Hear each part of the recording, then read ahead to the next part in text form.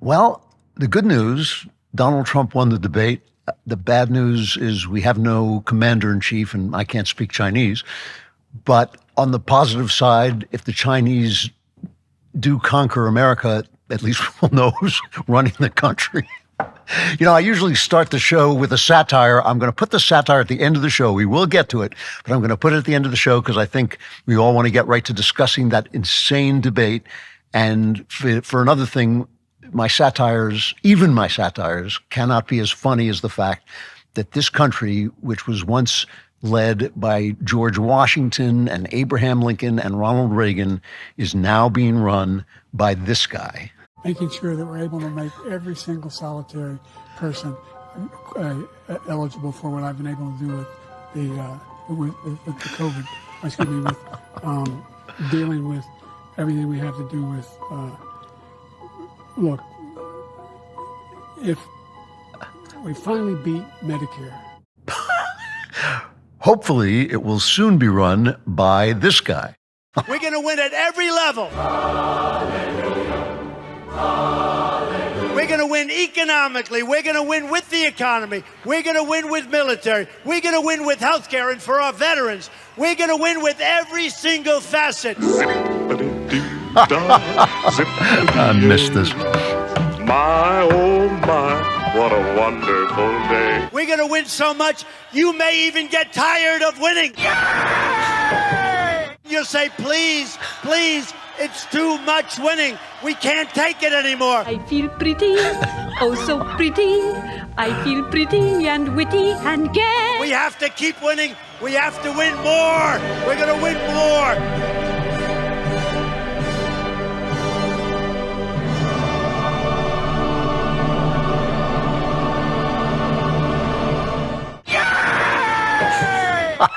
The Trump happiness montage is back. Trigger warning, I'm Andrew Klavan, and this is The Andrew Klavan Show.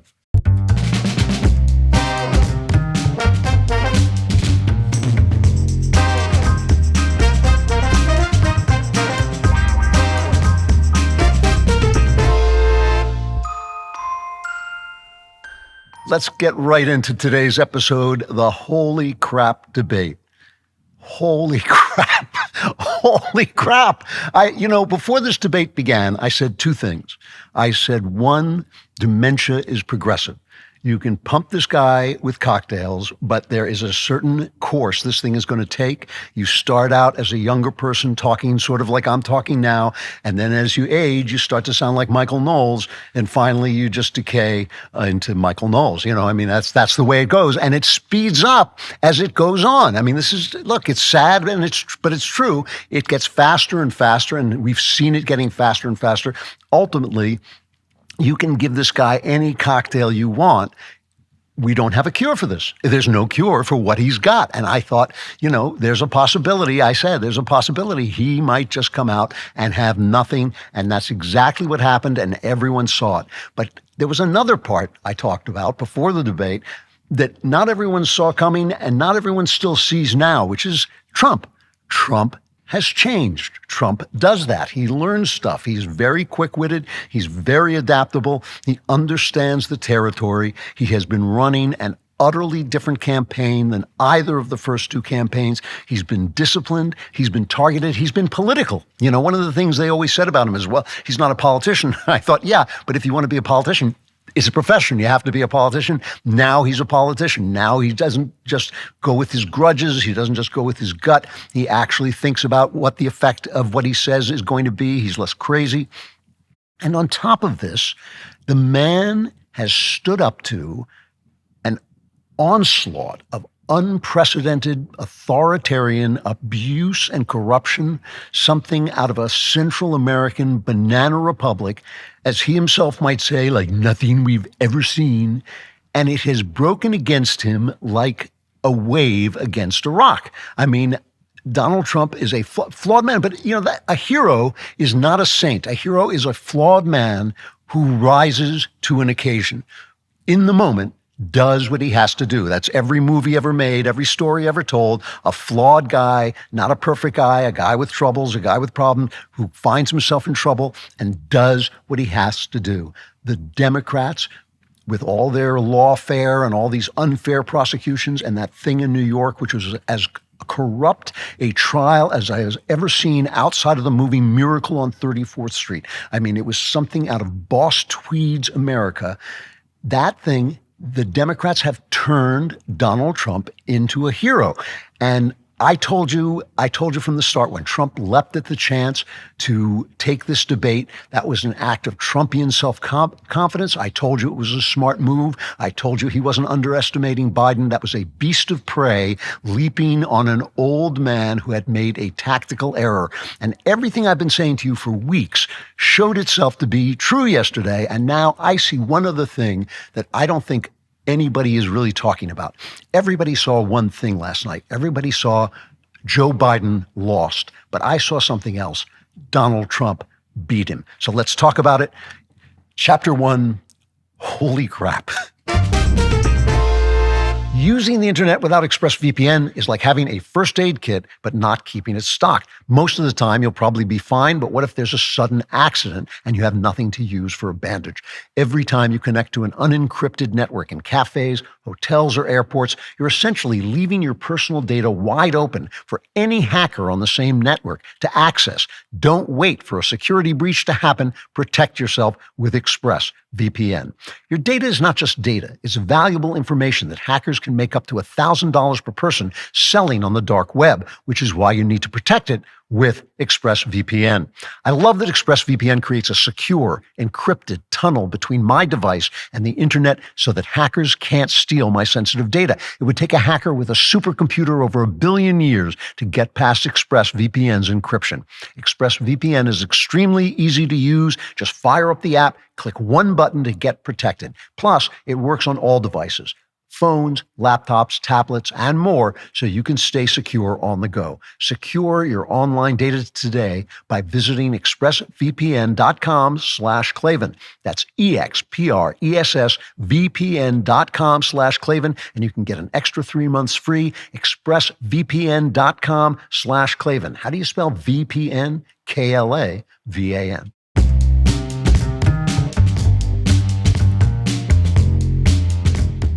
So weekend at Bernie's is over, and now everyone knows what everyone always knew. And this is the thing that I think it's not going to take conservatives, not going to take political wonks. I think ordinary people, normal people who are paying attention to politics are going to remember this. They're going to remember that Scarborough knew this when he said this, cut one. Start your tape right now, because I'm about to tell you the truth. And F you if you can't handle the truth. This version of Biden, intellectually, analytically, is the best Biden ever. Not a close second. And I've known him for years. The Brzezinskis have known him for 50 years. If it weren't the truth, I wouldn't say it. He knew when he was saying it, every word that came out of his mouth, he knew that what Joe Biden has become, what he is, and he knows what he's always been, which is a corrupt, angry, nasty little man, but now he's a corrupt, angry, nasty little man with dementia. All these public officials and Biden stand-ins knew it. This is an RNC montage, cut two. He is sharp, intensely probing, and detail-oriented and focused. This is a man who is sharp, who is on top of his game, who knows what's going on. This guy's tough. He's smart. He's on his game. His mental acuity is great. This is a very sharp president. This is a man that's on his game. President Biden is absolutely fit. There's not a problem. He's sharp, he's fit, he's always answering questions. He is on the ball. He was sharper than anyone I've spoken to. He is sharp. He is on top of things. There's no doubt in my mind that the president is mentally fit for office. Biden has proven himself to have a strong memory. He's completely mentally sharp. He's at the top of his game. They were all in offices with him. They were all looking him in the eye. They were all talking to him. Any good reporter who was on site with him saw what we all saw and told us it wasn't there. Every single one of them. They were all looking into the faces of the American people whom they despise, and they were lying to you because they despise you. That was what was happening. And now, listen, there are 3 words as I've told you before, that you are not allowed to say in this country if you are in the media. They are worse than saying men can't become women. They're worse than saying black lives have been ruined by Democrat programs. It's worse even than saying, you won't believe me, but this is worse. These three words are worse even than saying that motherhood is a woman's noblest and most important role. But after last night, Chuck Todd came within a little hair of saying those three forbidden words. Here he is, cut 24. You know, one of the things was, would either candidate look like the caricature that the other campaign has been trying to paint of him? And at the end of the day, Joe Biden looks like the caricature that conservative media has been painting. And there were no clips tonight, right? This was, you saw it before your eyes. Look, I don't want to just tell you what I think here, Tom. I've been talking to a lot of leaders in the Democratic Party, electeds, coalition leaders. There's a full-on panic about this performance. He almost Chuck couldn't quite get those three words out of his mouth, but they were there. Conservatives were right. DailyWire was right. Fox News was right. Conservatives were right. Trump was right. Joe Biden is not fit to be president of the United States. Balance of Nature fruits and veggies is the most convenient way to ensure you get your daily intake of fruits and vegetables. I take it every morning. Balance of Nature uses an advanced cold vacuum process that encapsulates fruits and vegetables into whole food supplements without sacrificing their natural antioxidants. Why do you think I look like this at the age of 152, right? I mean, I look better than Biden. He's only in his 80s. The capsules are completely void of additives, fillers, extracts, synthetics, pesticides, or added sugar. The only thing in Balance of Nature's fruit and veggie capsules are fruits and veggies. You need nutrients to function at your best each and every day. Balance of Nature helps you do just that. Go to balanceofnature.com and use promo code Klavan for 35% off your first order as a preferred customer. Plus, get a free bottle of fiber and spice. That's balanceofnature.com, promo code Klavan. Who else uses this? KLAVAN. There are no easy things.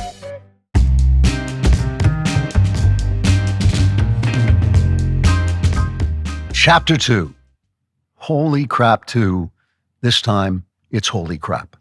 So we got to play some of these clips. We just have to go through the debate, at least some of it. But I also have to mention that while I was coming in to work, the Supreme Court just overturned Chevron, which takes a lot of power away from the deep state. Chevron was the one that says the agencies could interpret their own rulings. So if the EPA came into your house and declared that your toilet was a public waterway and you weren't allowed to pollute it by going to the bathroom, and you said, I want to appeal that, they would say, no, you've appealed it, and now we agree with ourselves. They've lost that power. This huge Donald Trump victory. He established it. He engineered it by appointing the judges he did and as justices he did, and it's a big victory for him. And also the court ruled that you can't use Sarbanes-Oxley, which is a business law meant to stop companies like Enron from destroying incriminated records. You can't use that against the January 6 people. So some of those people have grounds for appeal. Some of them will be resentenced. Big Donald Trump victory. You're going to get tired of winning, folks.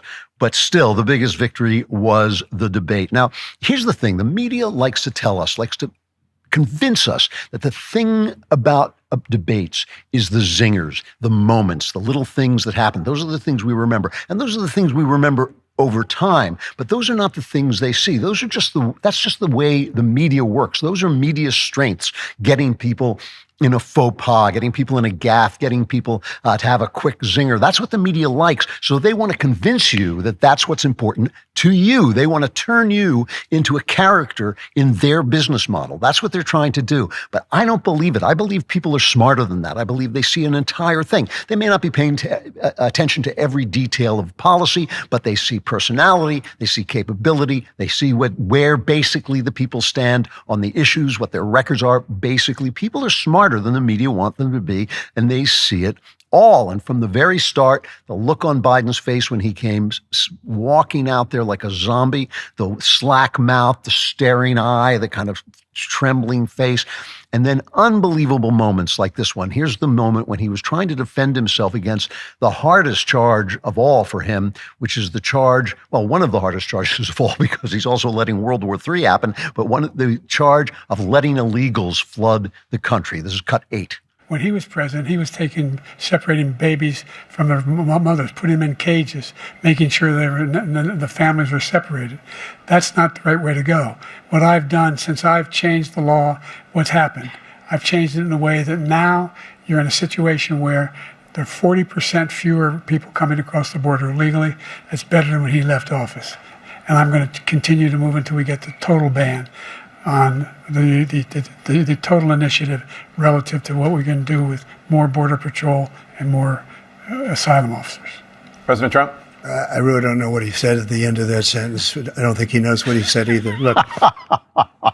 And not only that, everything he said was untrue. This is important. I'll get back to that in a minute. But I just also have to talk about the fact that when Trump said, these illegals are coming over and they're killing people, and they're especially raping and killing young women. There's been several high-profile incidents of this. This is cut 6. This is Biden's answer to that. Look, there's so many young women who have been, including a young woman who just was murdered, and he went to the funeral. The idea that she was murdered by an immigrant coming in. They talk about that, but here's the deal: there's a lot of young women who are being raped by their in-laws, by their spouses, brothers and sisters, it's just ridiculous, and they can do nothing about it. And they try to arrest them when they cross state lines. Thank you. Thank you. See, what he just said there was, yes, people that I've let into the country by leaving the border open have killed women, and Trump has gone to their funerals. He hasn't, Biden hasn't. But there is this plague of sister rape plaguing our country. Everywhere you go, it's just sweeping over the country. Sisters, you turn your back on your sister and she's on you. That's what's happening. I mean, this is the guy running the country. Now, I'm not going to play this whole thing, but let's play just a little bit of this closing statement. They said closing statement, and I thought it was more like a deathbed confession. You have to lean your ear in close. Oh, my, I shouldn't be laughing at the guy, but I can't help it. You lean in closer. What is he saying, Mama? Here's just play a little bit of this. Let's hear a little bit of the closing statement. We've made significant progress from the debacle that was left by President Trump in his last term. We find ourselves in a situation where, number one, we have to make sure that we have a fair tax system. I ask anyone out there in the audience or anyone out watching this debate, do you think the tax system is fair? The fact is that I said nobody even making under $400,000 had a single penny increase in their taxes, and will not. And if I'm reelected, that'll be the case again. But this guy has increased your taxes because of the deficit, number one. He's increased inflation because of the debacle he left after the way he handled the pandemic. Everything he says is untrue. Everything he says is untrue. And the way he says it, I really did feel like, is he gone, Mama, please? I'm listening to. This is what everyone saw. Everyone saw this, okay? Everyone saw that Biden lost because he has dementia. But here's what I saw, and I think we're not talking about this enough. I don't hear anybody else talking about it because the dementia was so powerful. Here's the New York Times, a former newspaper. This is their front page analysis, which is their word for lies. Trump's debate performance, relentless attacks, and falsehoods. For most of Thursday night's debate, former President Donald Trump verbally pummeled President Biden, painting his political opponent as an ineffective leader with a torrent of attacks that were frequently false, lacked context, or were vague enough to be misleading. Mr. Trump went directly after Mr. Biden's personal character, calling him weak and little respected by global leaders who were laughing at him. Okay. He tried to accuse Mr. Biden of corruption, dubbing the president as a Manchurian candidate who was paid by China, a nod to frequent accusations of undue influence for which there is no evidence, not no proof. There's no evidence, not the 20 shell companies, not the 10% for the big guy. No evidence. There's no evidence. There's just nothing. I don't know what those things are. But they're not evidence. That's for sure. He directly blamed Mr. Biden for a wave of immigrants coming in and killing our citizens at a level we've never seen, a hyperbolic claim that is not backed up by available statistics. Even one person killed by an illegal immigrant who shouldn't be here is enough of them, but there have been plenty of them. And the Times goes on, in a wild misrepresentation of facts, Mr. Trump claimed falsely that Mr. Biden encouraged Russia to attack Ukraine, even though Mr. Biden has consistently tried to rally support for Ukraine, and his administration took active steps to warn President Putin of Russia not to invade. This is what the media isn't saying. Trump is not articulate. You know, he stumbles. He's gotten older. I can tell that he's not sure that the name that he wants is out there, so he avoids saying it. He avoids being specific. But Trump won this debate because he was disciplined. He kept the focus on Biden, which is important. If the focus is on Biden, Trump wins. If the focus is on Trump, not so much. And the other thing is, virtually everything he said was true. Taken into account that he's inarticulate, taken into account that he speaks vaguely, everything he said was true. Biden's Afghanistan surrender was a disaster, and it encouraged Russia. And here was what Trump had to say about that in part. This is 9, cut 9. Our veterans and our soldiers can't stand this guy. They can't stand him. They think he's the worst commander-in-chief, if that's what you call him, that we've ever had. They can't stand him. So let's get that straight. And they like me more than just about any of them. And that's based on every single bit of information. As far as Russia and Ukraine, if we had a real president, the president that knew, that was respected by Putin, he would have never invaded Ukraine.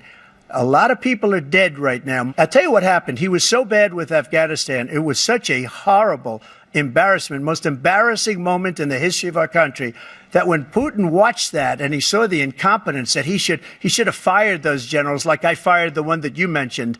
And so he's got no love lost, but he should have fired those generals. No general got fired for the most embarrassing moment in the history of our country, Afghanistan, where we left billions of dollars of equipment behind. We lost 13 beautiful soldiers, and 38 soldiers were obliterated. And by the way, we left people behind, too. We left American citizens behind. When Putin saw that, he said, you know what? I think we're going to go in and maybe take this was his dream. I talked to him about it, his dream. The difference is he never would have invaded Ukraine, never. Just like Israel would have never been invaded in a million years by Hamas. You know why? Because Iran was broke with me. I wouldn't let anybody do business with them. They ran out of money. They were broke. They had no money for Hamas. They had no money for anything. No money for terror. That's why you had no terror at all during my administration.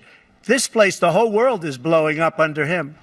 A wild misrepresentation of facts. It's not. It's all true. It's vaguely put. Sometimes it's hyperbolic, but it's all true. And when the New York Times says that Biden warned President Putin not to invade, here's that warning for you. This is clip 16. I'm sorry, clip 28. Russia will be held accountable if it invades. And it depends on what it does. It's one thing if it's a minor incursion and then we end up having a fight about what to do and not do, et cetera. But if they actually do what they're capable of doing with the force amassed on the border, it is going to be a disaster for Russia. If it's a minor incursion, that was his warning to him. I'll let you have a minor incursion. That's had to have Putin trembling in his bearskin coat. I mean, that was like, if it's a minor incursion, maybe not. But don't make none of those major incursions, because then I'll really get angry at you. That everything Trump said was true. Listen, and not only, this is what people see. The media wants to tell you that all you see is, oh, he made a funny joke. Oh, he said something memorable. Oh, he had a little aphorism. Oh, he had a gaffe. That's what they think you're sitting home because you're an idiot. That's right. That's all you remember. You say, oh, I saw it. You're like the Simpsons. You're like Homer Simpson. That's all you can keep in your mind. But the fact is, we were there. We lived through the Trump administration. What Trump is saying is true. But of course, Putin looked at the Afghan retreat, that incredibly humiliating retreat. And the only thing Trump was wrong about is he shouldn't have fired the generals because the generals were telling Biden not to do it. Biden thought he knew better than the generals. Here is CNN, right?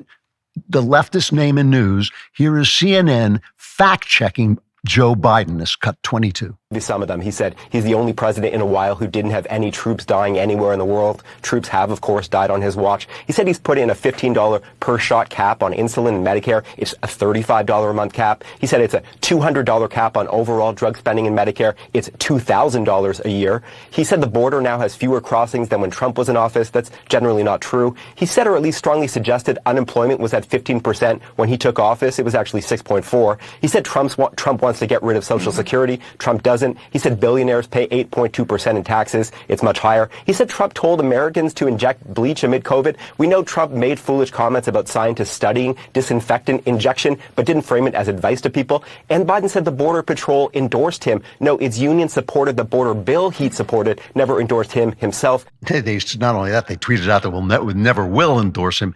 Now here, Trump said that Pelosi, in a documentary made by her daughter, Nancy Pelosi, had said she took responsibility for not having the National Guard on hand when the Trump rally was taking place on January 6th. So CNN also fact-checked that and said it was untrue. We're going to play that, followed by the clip from the Pelosi video. He said Nancy Pelosi turned down his offer of 10,000 National Guard troops on January 6th. There's no evidence she even got such an offer. It was the president, not Pelosi, who had the power to deploy the D.C. Guard. He said Pelosi now acknowledges she turned down the troops. No, her office tells me this claim is still a lie. We have responsibility, Terry.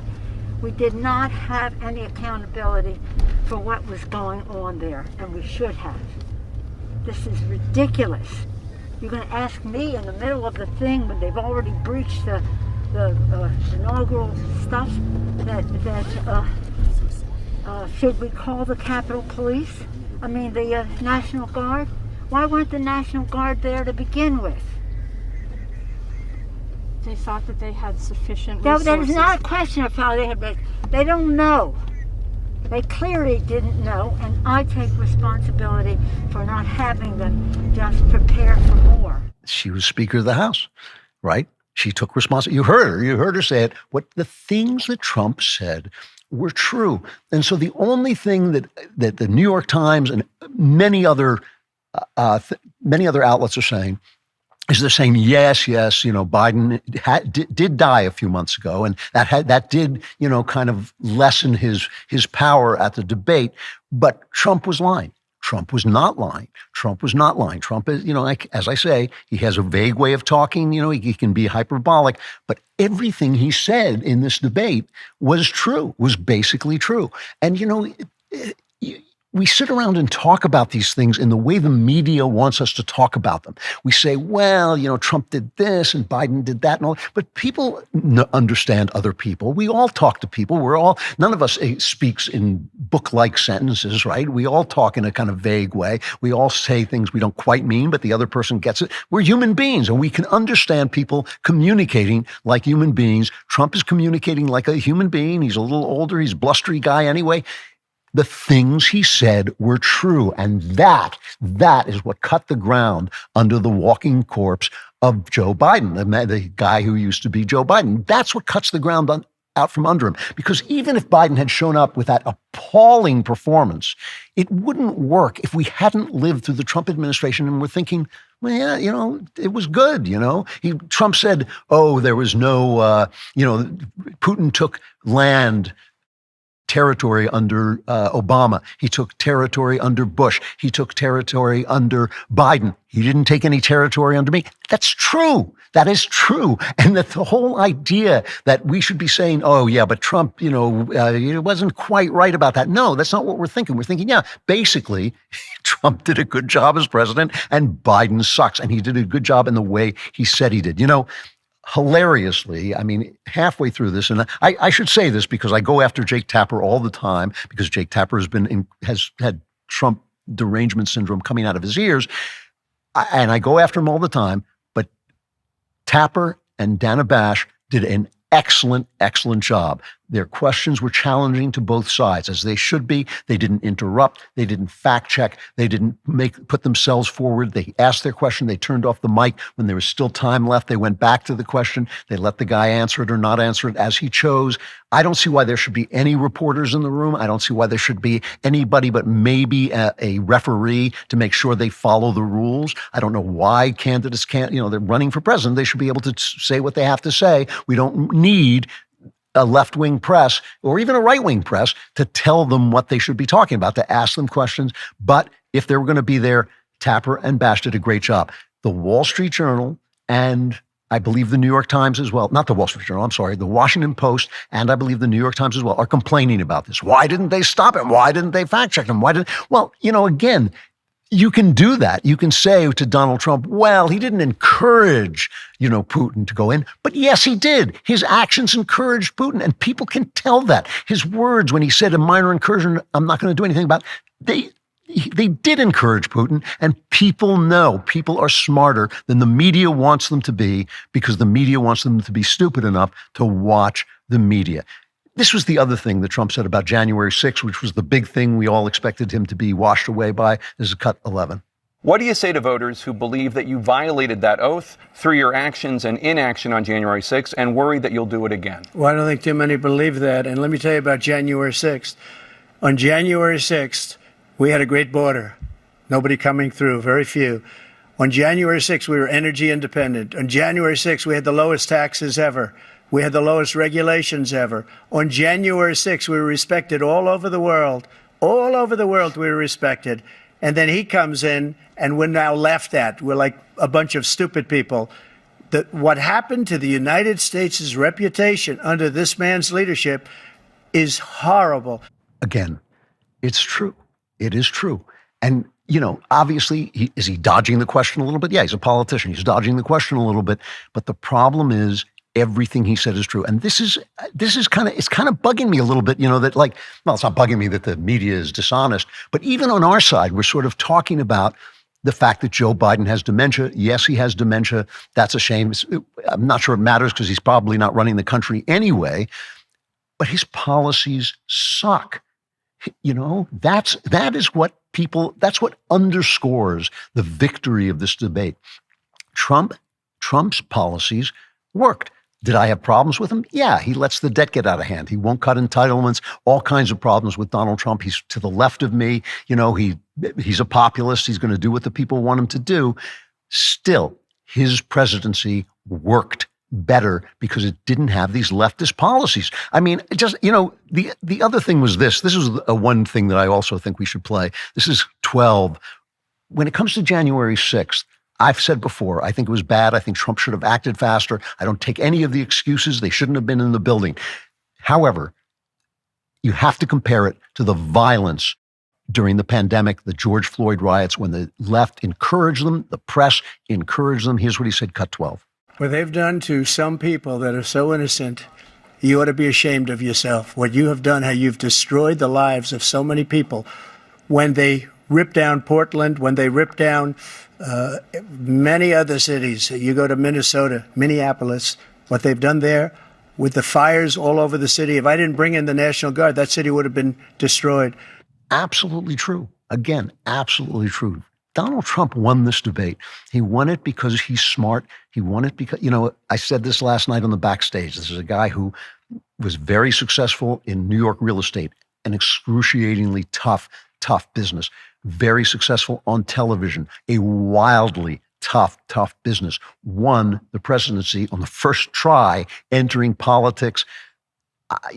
I'm sorry, the guy is good at what he does, and he pictures himself as a guy who fixes things. That's who he feels he is, and he thinks like that.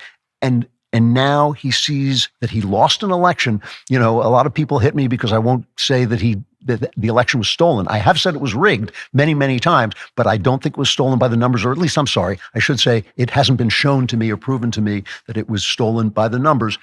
But he lost it. He knows he lost it, and he doesn't want to lose again, especially because he might go to prison, but also because I think, it's his ego. He wants to win. He's a winner. He wants to win.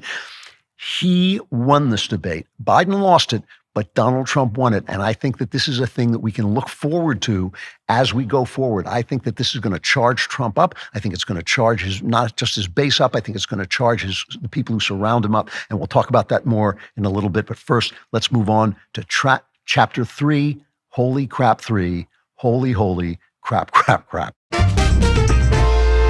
For many people, tossing and turning all night is a frustrating experience. For me, it's just nighttime. That's what it's like. But when I want to go to sleep fast, I use Beam. It's not just your run-of-the-mill sleep aid. It's a concoction carefully crafted to help you slip into the sweet embrace of rest without the grogginess that often accompanies other sleep remedies. That's why I never use other sleep remedies. Beam Dream contains a powerful all-natural blend of reishi, magnesium, L-theanine, apigenin, and melatonin to help you fall asleep, stay asleep, and wake up refreshed. I didn't bring it with me to Nashville today, and that's why I got 2 hours of sleep last night. Today, my listeners get a special discount on Beam's Dream Powder, their best-selling hot cocoa for sleep with no added sugar. Now available in delicious flavors like cinnamon cocoa, chocolate peanut butter, and mint chip, better sleep has never tasted better. Just mix Beam Dream into hot water or milk and enjoy before bedtime. If you find yourself battling the bedtime blues, give it a shot.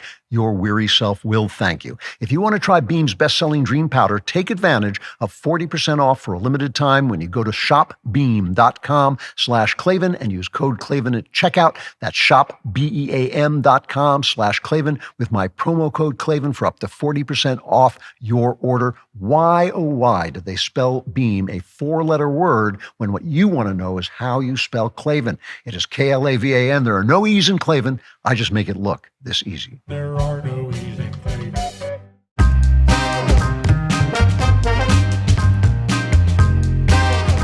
All right, the debate ends, and it's absolute panic on the Democrat side, as it should be. And again, you know, I think that people, again, I think they're panicking. They are panicking because Biden obviously can't handle the job, and it was shown that he can't handle the job, and everyone could see it. There was no hiding it. There were no, cutting videos or anything like that.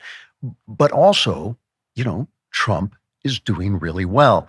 So I don't like it when people blame Joe Biden. Sometimes I think, why doesn't Joe Biden stop Joe from doing what he's doing, from going down the drain like this?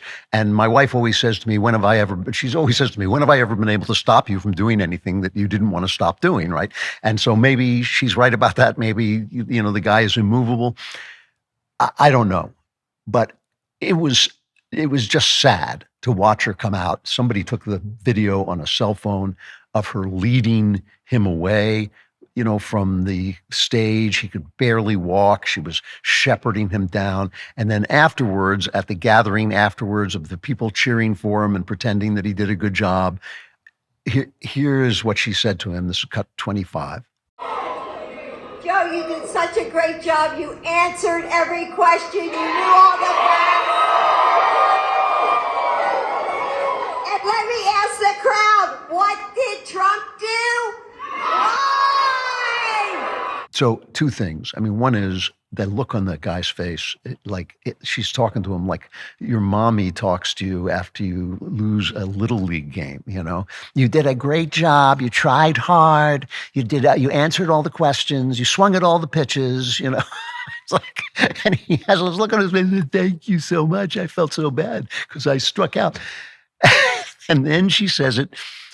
I'm telling you. And what did Trump do? He lied, but he didn't. He just didn't. Trump's capable of lying. I'll call him out if he lies, but he didn't. The things he said were true. Then I just have to add this little clip. She has a fundraiser afterwards, getting people to sign up. And this is what she says. You heard Joe's heart tonight on the debate stage. He wakes up every morning thinking about how he can make the lives of Americans better. He's the president we need, the president you deserve. Sign up at joebiden.com to help finish the job. So she said, we heard his heart. I'm not sure anyone can hear his heart. I think if you pressed your ear to his chest, you'd be, I'm not sure. I'm not sure. I don't know. Call Kamala because So I'm not even sure that was exactly the best way to phrase that. Meanwhile, that's what they're saying. Here's the reality. Okay. This is the press 10 seconds ago. They're telling us that we evil right-wingers are editing tapes and we're not being fair and we're showing him to be crazy. Here, right after the debate, same guys, same people who were telling us this, come out with this. Here's John King on CNN, cut 23. Right now, as we speak, there is a deep, a wide, and a very aggressive panic in the Democratic Party.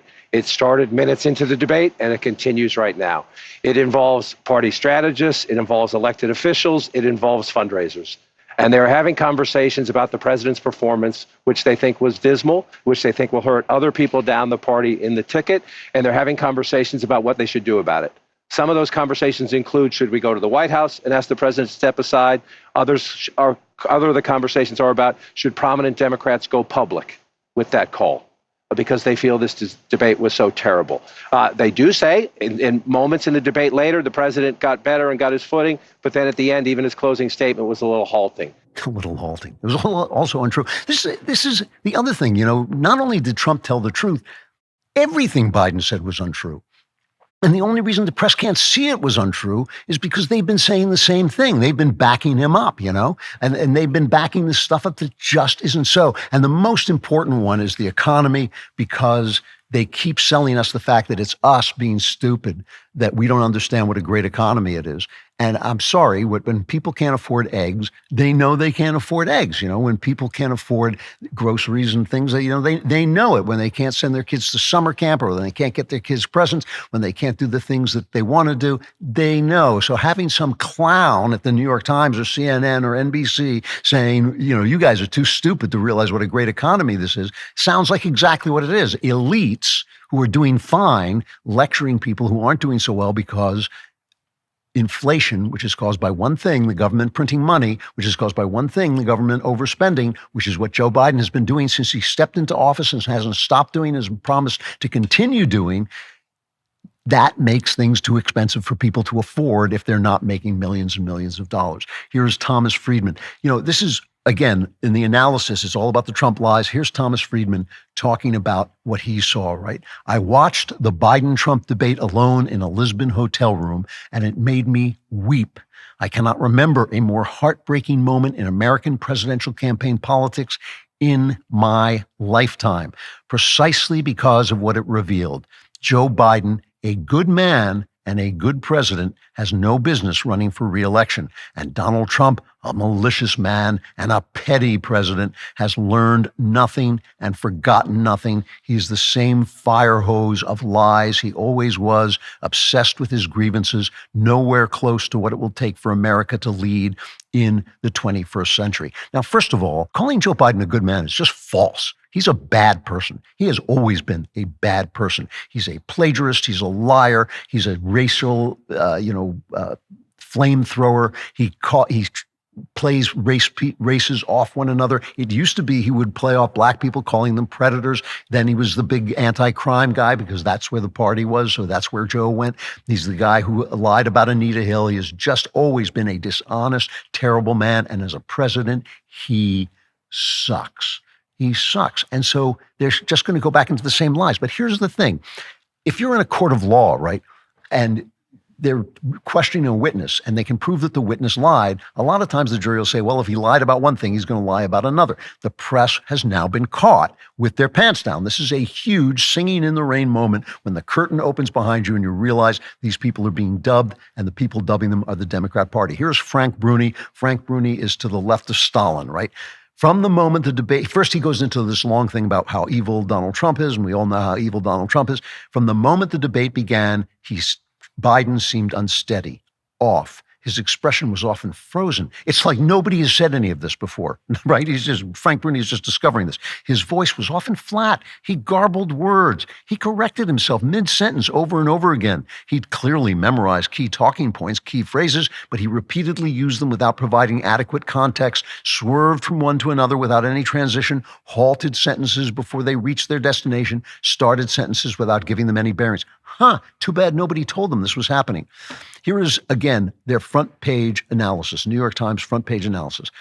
Democrats who have defended the president for months against his doubters, including members of his own administration, traded frenzied phone calls and text messages within minutes of the start of the debate as it became clear that Mr. Biden was not at his sharpest. Practically in despair, some took to social media to express shock, while others privately discussed among themselves whether it was too late to persuade the president to step aside in favor of a younger candidate.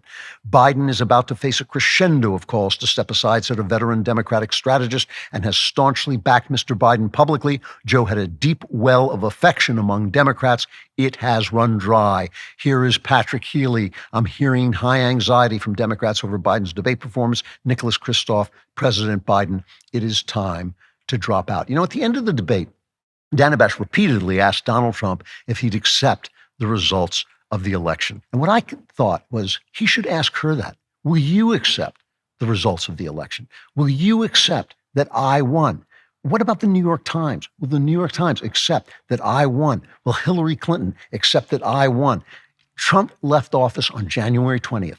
Whatever else you say about him, he left office. There was no need for the military to drag him out. There was no insurrection. That's nonsense.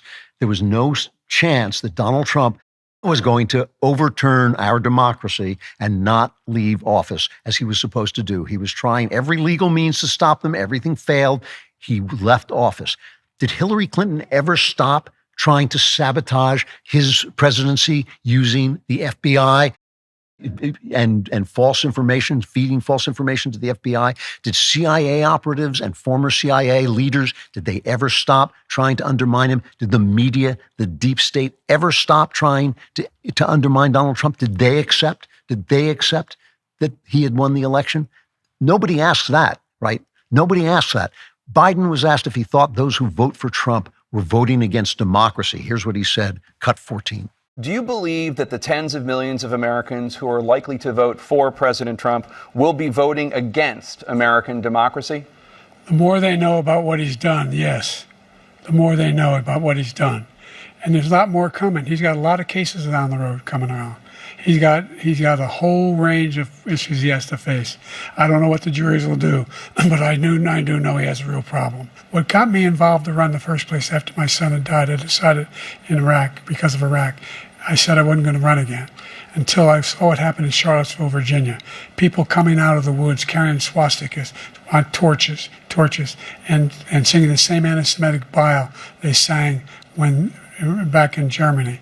And the young woman got killed. They spoke to the mother, and they asked him, they said, what do you think of those people? The ones who got killed, the one who tried to stop it, and the ones, he said, I think they're fine people on both sides. What American president would ever say Nazis coming out of fields, carrying torches, singing the same anti-Semitic bile, carrying swastikas, were fine people? And this is the guy who says Hitler's done some good things. I'd like to know what they are. Unbelievable. That is unbelievable. As Trump repeatedly pointed out, the both sides thing has been debunked. Hilariously, one of my favorite stories of the week was Snopes, the theoretical fact checker, which is always on the left. Snopes debunked it. What is it, 7 years? It's 7 years after Trump didn't say it. What Trump said was there are good people on both sides. Oh, I don't mean the Nazis. I meant the people arguing over the statues. That's what he obviously meant. Snopes debunked it. I guess it must have been Grandpa Snopes. It took him a little while, I'm gonna check this one out right away. I'm moving a little slow now these days, but I'm gonna check this one out. 7 years to debunk it, and Biden ran on it again and again and again. This both sides thing that everybody knew was a hoax. Jake Tapper has said it was a hoax.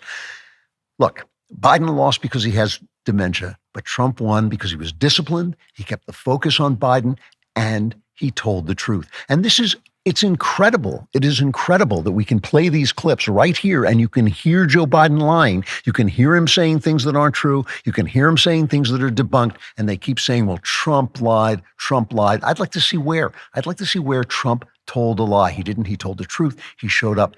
He beat this guy. You know what's easy? Getting into credit card debt. Getting out, that's the hard part. If you're struggling with collections, medical bills, credit cards, or personal loans, you need to check out PDS Debt. PDS Debt rolls all of your payments into one low monthly payment. If you're making payments every month on your debt and your balances aren't going down, this is the program for you. Everyone with $10,000 or more in eligible debt qualifies, and there is no minimum credit score required. Bad and fair credit are accepted. With PDS Debt, you can save thousands in interest and fees and pay off your debt in a fraction of the time. PDS Debt is a top-rated company on Google and has an A+ rating from the Better Business Bureau. Whether you are going through a serious hardship or just can't seem to keep up with the high interest on your credit cards, PDS Debt will craft a custom solution to give you instant relief and start saving you money. Stop waiting. Start saving. Get a free debt analysis right now at pdsdebt.com/Klavan. It only takes 30 seconds. That's pdsdebt.com/Klavan today. How do you spell PDS? Klavan.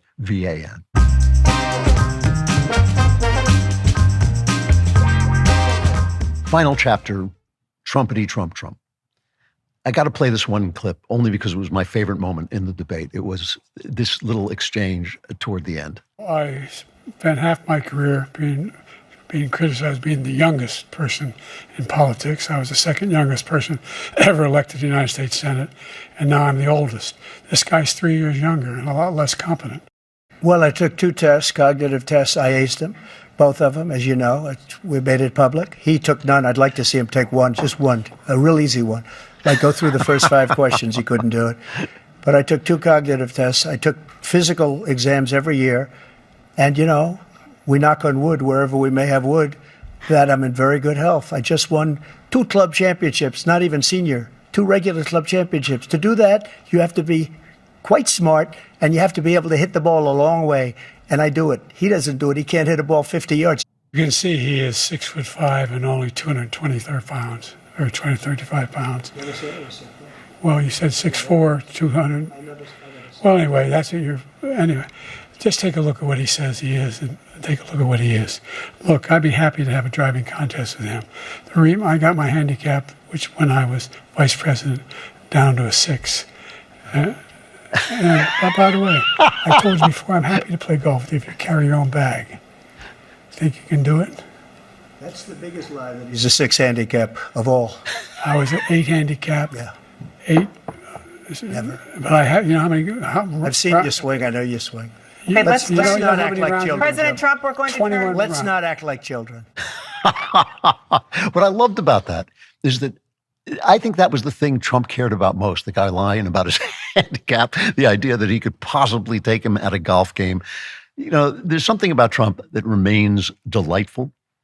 One of the memes I keep seeing on the right, which is just, I'm almost positive not true, is that the DNC set this up for Biden to fail so they would have an excuse to replace him. I don't know if they're going to be able to replace him. They may try. There's going to be a movement to try. But that's a very, very difficult thing for them to do at this point. They may want to, but I don't know if they can. They didn't send him into the lion's den to fail. They sent him in the lion's den first because they believed their own lies, and second because they thought, look, if we're going to have a debate, we better have it soon because Biden is clearly declining. And they thought that Trump would negotiate with them and they would have him and say, well, now, you know, if he can't follow the rules, we're not going to debate with him. And they would have gotten out of the debate. That's what they thought was going to happen. Trump outsmarted them. He outsmarted them because he is incredibly self-confident. He knew what was going on, and he thought, and he didn't even care. They sent Jake Tapper. Jake Tapper's compared him to Hitler 2 or 3 times. He just said, bring him on, bring him on. That kind of self-confidence is very inspiring, and it was Trump who beat this guy. It was not, this was not something they did on purpose.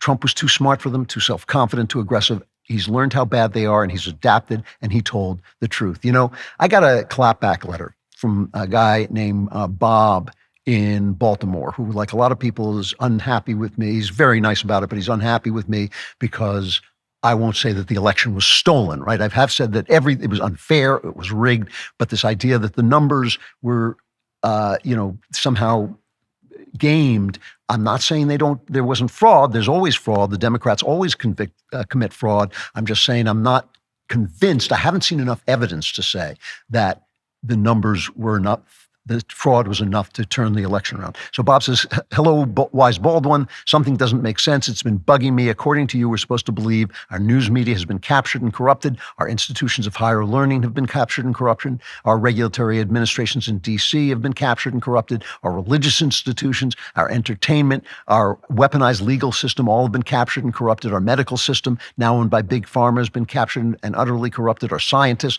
captured and corrupted. But not our elections, totally on the up and up. Our elections, without a sufficient number of fake ballots being funneled into the system to reach a desired outcome, that just seems weird. He says, how can this be? Was stealing elections just the last thing on the list, or stealing elections just a bridge too far for the Satanists, thieves, and pedos who run our country? You're right there, just one step further to go. You've accepted all the other things. Listen, I don't expect that they wouldn't do it. I don't think that it's not that I think they wouldn't do it. It's that when I had Dinesh D'Souza on after he made his movie, and I questioned him with a lot of respect because I have a lot of respect for Dinesh, he ended up saying, well, I'm just asking questions, because he didn't have what it took. When I read the documents that that the lawyers were going to bring into court, they didn't have the case. They didn't have the things that they were saying, oh, we're going to unleash the Kraken. Oh, we have all this evidence. They didn't have it. And so I haven't seen evidence except, incidental evidence on X and on Twitter that this could have taken place. If I see it, I'll change my mind. So why won't I say it? Why won't I drink the Kool-Aid and say what I have to say? It's because I don't just care who runs the country. I care who I am, and I care who you are. I care who our side is. And we have to be the guys who tell the truth, because ultimately that's going to work in our favor, and ultimately it's the right thing to do. I've gotten Trump right a lot, and there's a reason for that. There's a reason I've gotten Trump right a lot. I don't care about him. I don't care about him. I don't like him much, but I don't hate him either. I respect him, but I don't admire him, and I don't honor him. I will tell you who I care about, what I care about deeply. I care about the people who voted for Trump. They are the people I work for. They're the people I'm trying to reach. They're the people I want to win in this country. Working people, but also business people.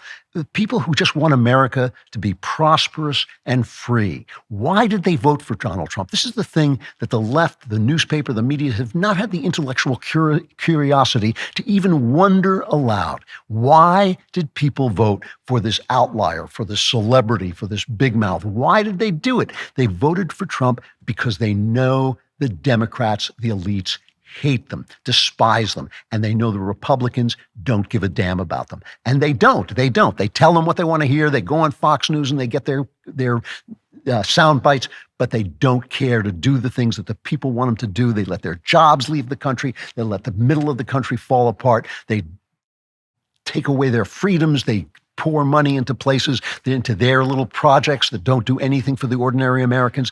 They know Trump's flaws. I've never talked to people, no matter how much they admire Trump, I've never talked to anybody who didn't know that he's a flawed individual, that he says things he shouldn't, that he does things he shouldn't, that he has done things he shouldn't. But they understand that he thinks like them, and he likes them, and he wants America to work. This stuff that the left sells, this race stuff, this sex stuff, it's a sickness. It is a sickness. White people don't hate black people in this country. They wish that blacks would pull themselves together and start to succeed and stop whining about things that happened in the past and keep their families together and keep people, the people out of the gangs and keep people off drugs and start to rise in this country. They want them to. The white people in this country want them to rise. They understand the history of this country. I don't think that they are, obviously always racist, but I don't think that this country is anywhere near as racist as every other country I've ever been in, and I've been in a lot of them. And that's pretty much the way Trump feels too. He wants people to succeed. He wants people to succeed. He bragged and bragged about what he had done for black people. I don't think people hate gay people. They think marriage between a man and a woman is the bedrock of this country. It is the bedrock of culture. It's the bedrock of freedom. They're right. And that's the way Trump feels. People in this country don't hate Jews or Irish or Italians, but they understand that we're all clinging to this little life raft of freedom that's the only one left, and there's going to be friction between us. And we want to make jokes about each other, and we want to shove each other, and we want to criticize each other, and we want to gather with our own sometimes and talk about the other guy and how we don't like him. Trump is the same way. It's just ordinary. It is just real life. Biden lost this debate because he's an old man and leftist policies suck, and he doesn't have the sense to bring the party to the center where they could have coasted on the COVID recovery, but Trump won this debate because as rich as he is, as successful as he is, as big as he is, his heart is with the forgotten man. That's why he wins. That's why he's won. That's why he may win again. His heart is with the forgotten man. And no matter what the left says, that forgotten man is white and he's black and he's straight and he's gay and he has faith and he's an atheist. He's people you would like and he's people you don't like. He's an American. There's 350 million of us. There's a lot of us. We're not going to all get along. We're not going to all be the same, but we're all of us. The mainstream American is tired of being lied to. He's tired of being abused by these elites and manipulated for the sake of their stupid little theories and their dreams that they want to dream on the backs of the people. Trump wants to live. Americans want to live. Americans want to succeed. Trump wants us to succeed. Americans want to be free, and Trump wants us to be free. And the Democrats hate all that, and the Republicans don't give a damn. Donald Trump represents the forgotten man. Sometimes he does it well, sometimes he does it badly, but he does it almost alone among the elites and among the political class. Biden lost last night, but because he actually hears the voice of the people, Trump won, and I hope to hell he wins again in November.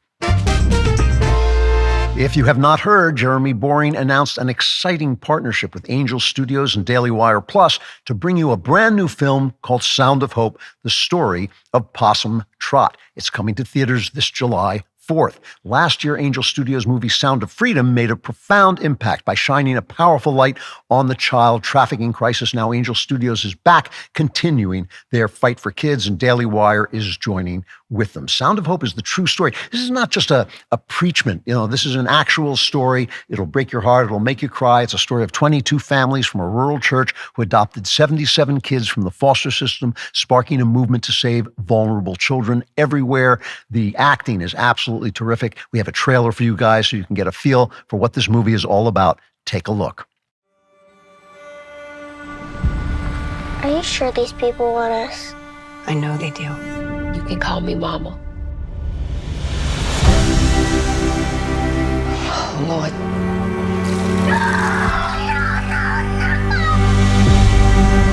If we can't wrap our arms around the most vulnerable, then what do we have? Noise! And the children can't take the noise anymore. This is something that we must do. 22 families want to adopt. Whole town wants kids now. That's about right. What's happening with Possum Trot could mean a huge change for the system.